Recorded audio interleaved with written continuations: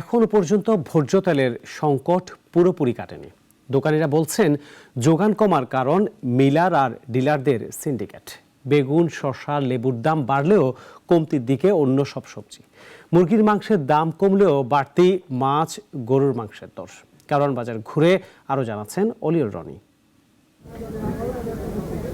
ছুটির দিনের সাথে রমজান, তাই রাজধানীর বাজারগুলো ক্রেতা সমাগমে জমজমাট। হরেক রকমের পণ্যের পসরা সাজিয়ে দোকানিরা ক্রেতা আকর্ষণ করছেন। ভোক্তারাও যাচাই বাছাই ও দরদাম করে কিনছেন পণ্য।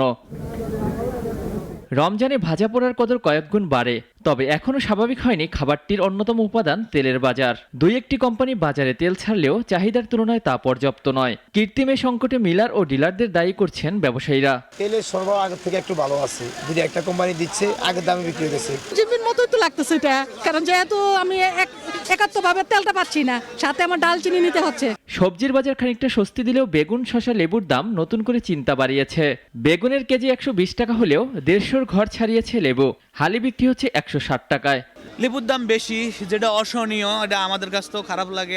লেবু কোনোদিন এত দাম দিয়ে খাই নাই, বুঝছেন। রমজানকে কেন্দ্র করে দামের ঊর্ধ্বগতি, এটা আসলে মানা খুবই ডিফিকাল্ট। কষ্টকরের হিসাব ছাড়া কষ্টকর, হিসাব ছাড়া। আগামী সপ্তাহের ভিতরে ইনশাল্লাহ দাম কমে যাইব।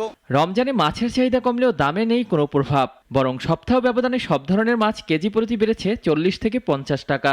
মুরগির মাংসের দর কমতির দিকে থাকলেও গরুর মাংস কেজিতে 30 থেকে 40 টাকা বেড়ে বিক্রি হচ্ছে 780 থেকে 90 টাকায়। এই অপশনটাকে অ্যাভয়েড করতেছে আর কি, এত গরুর মাংস খাচ্ছে না, মুরগি কিনে খাচ্ছে। গৌ খাদ্যর দাম দেখেন, যেটা আছে হলো 60 টাকা, ওইটা হইলো 90 টাকা। এখানে প্রভাব কোথায় ফেলবে? ইলিশের দামটা একটু বেশি ভাই, 1 কেজি মাছ 2000 টাকা বিক্রি করতেছি। 50 থেকে 100 টাকা বেশি পার কেজিতে। নিত্যপণ্যের বাজার ক্রেতা নাগালে আনতে মনিটরিং ব্যবস্থা আরও জোরদার করার দাবি সাধারণ মানুষের। অলিউল রনি, নাগরিক, ঢাকা।